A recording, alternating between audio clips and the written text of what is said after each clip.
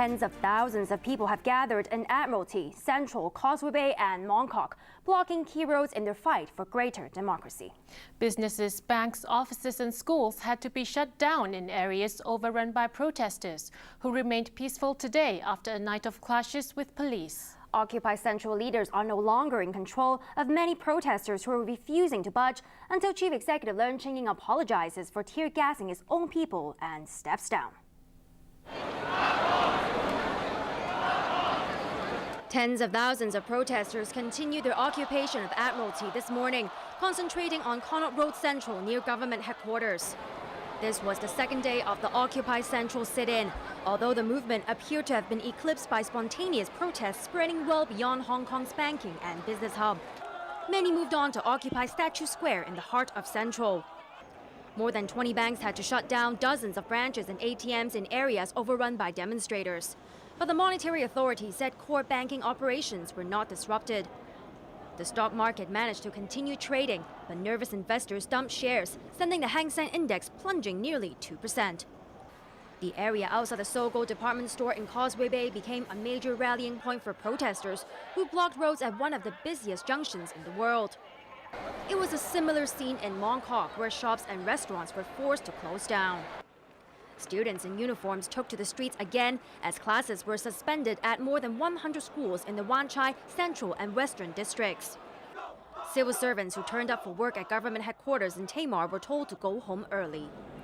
The biggest rally today was at Connaught Road Central in Admiralty, where tens of thousands gathered again. After police repeatedly tear-gassed protesters in this area last night, they appeared even more resolved to carry on with their civil disobedience campaign for democracy. It's been like this all day. The protesters are trying to get as much rest as they can, but at the slightest hint of police action, they're ready for battle. The threat of tear gas, pepper spray and batons is not enough to stop them.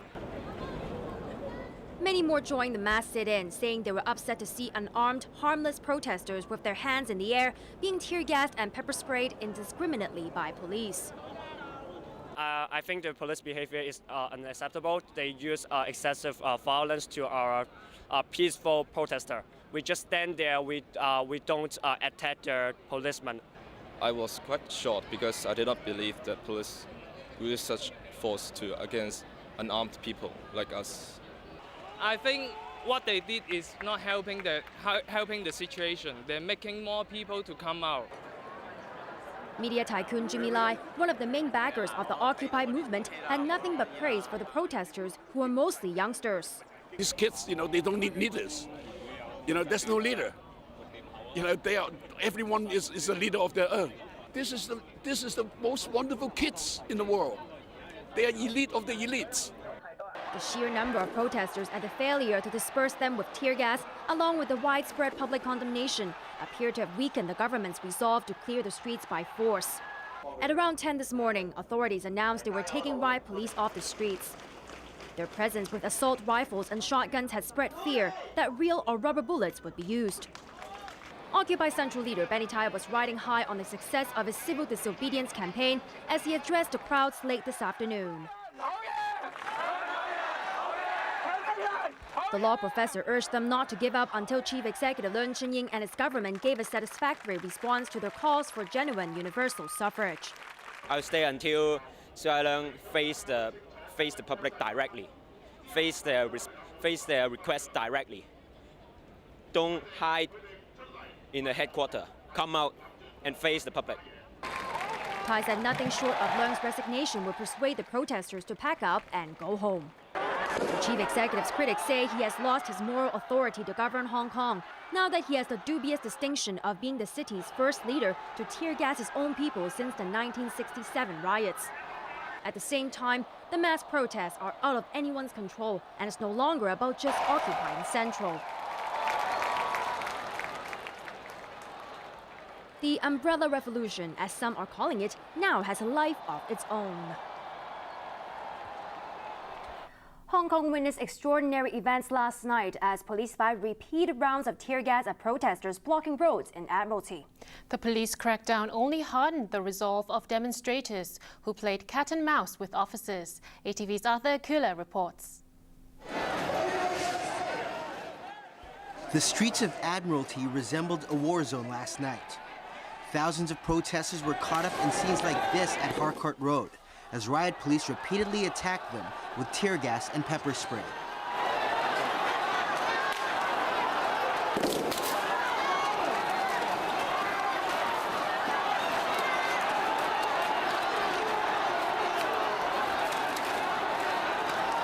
We are shocked because we don't think that we are just holding our hand up, and I don't think that there are any reasons for the government the police to attack the citizens in Hong Kong. Some demonstrators tried to use barricades to keep police at a distance, but officers once again responded with pepper spray.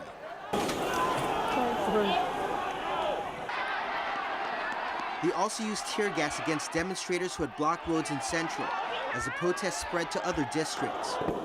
But many stood their ground despite threats of police intensifying their crackdown. Noise cannon, water cannon, we are expecting that, but obviously we are not expect like real firearms. And if they do so, I think, I mean, right now the world is watching us, and they're not ready for such a violence in this situation. We should not rely on the rumors that could not be testified as a base to tell the crowd to go away. It is a risk of their dignity. It is a risk of their sincerity. It is a risk of the endangerment of our movement. There were more standoffs between police in full riot gear and protesters who gathered near the Central Police headquarters in Wan Chai. On nearby Gloucester Road, police prevented protesters from advancing towards the epicenter of the demonstrations. The men behind the Occupy movement were on hand to support those joining them in their campaign for true democracy. We may be arrested very soon in this coming 1 or 2 days. If we are detained for a period of time, we may not be able to organize the October 1st occupation. So it's very uncertain at this moment. We would like to wait and see what happens in the coming 2 days first. Across the harbour, hundreds gathered at the intersection of Nathan Road and Argyle Street in Mong Kok. Because there's too many police force in the central or even in the Kam Jong district, they also use force to make us to leave. So we cannot occupy there. However, it was the officers deployed on Shanghai Street who found themselves surrounded and outnumbered. Some drivers even lent their support and parked their vehicles to block roads. Many protesters were sympathetic to drivers caught off guard by their action and made way for several buses. Causeway Bay was another hotspot for protests overnight, as hundreds gathered on Hennessy Road outside the Sogo department store and Yi Wall Street. Arthur Urquiola, ATV News. Thousands of protesters have occupied a key road junction in Mong Kok, paralyzing the retail and tourist hub. Many of them are students who said they were motivated to come out after seeing police use excessive force last night. ATV's Winnie Wong reports. While protesters were being tear-gassed in Admiralty last night, an unexpected rallying front opened up in Mong Kok. Thousands of mostly young people took to the streets of the tourist and retail hub, forcing police who were taken by surprise to rush reinforcements across. Many protesters remained camped out overnight, and the numbers started multiplying today. They took over a major intersection between Argyle Street and Nathan Road, blocking traffic in what is normally an extremely busy thoroughfare.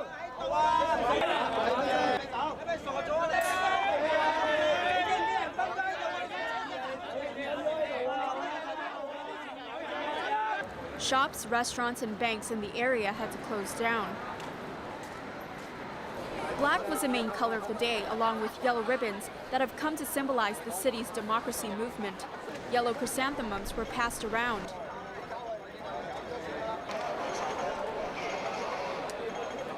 Although many bus routes had to be canceled or diverted, some were parked here on purpose. The drivers of these buses voluntarily drove their vehicles here last night to help protesters block the roads. And this morning, many protesters sat close to the buses, which they had apparently promised to protect for the drivers. Many striking students were out in Mongkok today. Actually, I'm coming to distribute leaflets, which is published by the university students, and I will later go to schools and Admiralty to distribute them. And I will leave when someone from government really responds to our actions. It's really to fight for democracy for Hong Kong. We are fighting for our generations, further generations. We are not only fighting for ourselves, we are fighting for all Hong Kong people. A familiar face in the crowd was the brother of Ma Tse, the tour guide who was killed in the Manila bus hostage tragedy. As an adult, I think we have no other reason that we don't show any support to them. I'm very disappointed because the incident has already been happening for many days, but see why he just never show up to explain to the student for how the government react. There were also opposing voices at the scene, but they were outnumbered and drowned out. This is no longer about Occupy Central. Mongkok has become part of the battleground, and there's no predicting where else a new front will open up. Winna Wong, ATV News. LegCo will hold an emergency meeting next month to debate a move by pan-democratic lawmakers to impeach the chief executive. All opposition lawmakers are united in their condemnation of Leung Chun-ying for the crackdown on protesters. Pan-democratic legislators were united in anger this morning as they condemned Chief Executive Leung Chun-ying for the police crackdown on protesters. They demanded his immediate resignation, branding his violent methods to suppress public opinion as unacceptable. The people of Hong Kong merely demanded a dialogue, but the chief executive responded by tear gas. The Pan-Democrats insisted that nothing short of the chief executive's resignation would solve the crisis. We call upon the chief executive to resign. And this is the only way that he could beg for forgiveness from the people of Hong Kong. The Pan-Democrats are now trying to impeach the chief executive. They persuaded LegCo President Tsang Yok-seng today to hold an emergency meeting when the council resumes on the 8th of October to decide whether to table an impeachment motion, provided there's a quorum.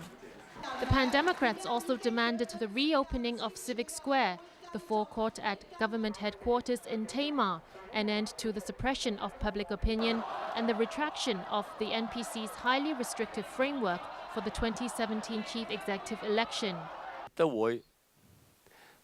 Fighting back tears, Labour Party Chairman Lee Cheuk-yan said tear gas would not deter the fearless protesters, and Beijing had underestimated their resolve. I think when they make the decision to deny the people of Hong Kong the right to true universal suffrage, I would say, do not expect that the people of Hong Kong will respond in such a strong way. Democratic Party leader Emily Lau said images of last night's indiscriminate use of tear gas had shamed the government and Beijing in the eyes of the world. I think the Hong Kong people, particularly the students, have demonstrated to the whole world how the Hong Kong people would fight for democracy, human rights, with dignity, with restraint.